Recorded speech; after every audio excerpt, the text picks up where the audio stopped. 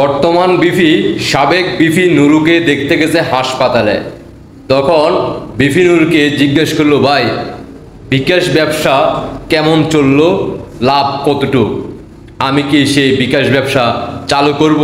তখন বিফি নুর বলল, ভাই বিকাশ ব্যবসা আগে ভালো ছিল, 5ই আগস্টের পর থেকে বিকাশ ব্যবসা 10 নেমে গেছে, এখন আর বিকাশে লাভ হয় না, তাই তো আমার নগদে মায়ের খাইতে হইল।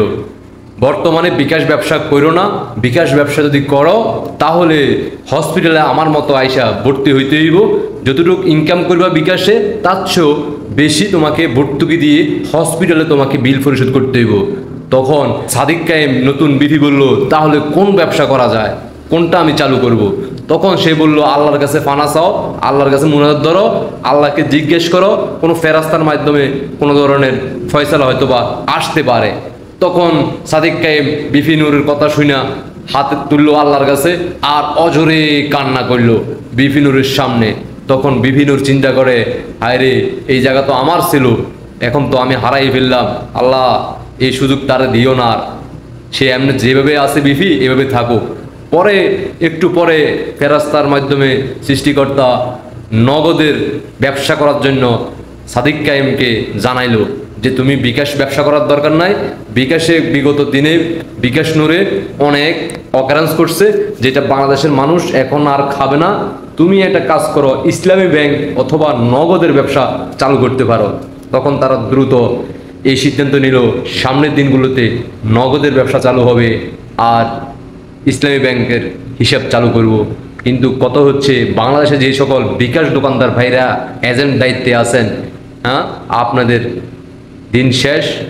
আপনাদের যে প্রতি মাসে একটা সেল হইতো বিকাশে দোকানে, সেটা এখন শুধুমাত্র নুরুর কারণে সেটা আপনাদের ব্যবসার প্রতিষ্ঠান লসের মুখে পড়বে। তাই আপনারা এবার বিকাশ ব্যবসার এজেন্ট বাদ দিয়ে নগদের ব্যবসা চালু করেন, অথবা ইসলামী ব্যাংক জড়িতভাবে হয়তো বা কাজ করতে পারেন। তারপরেও বিস্তারিত আপনারা আলোচনা করতে পারেন সাদিক কায়েমের সাথে।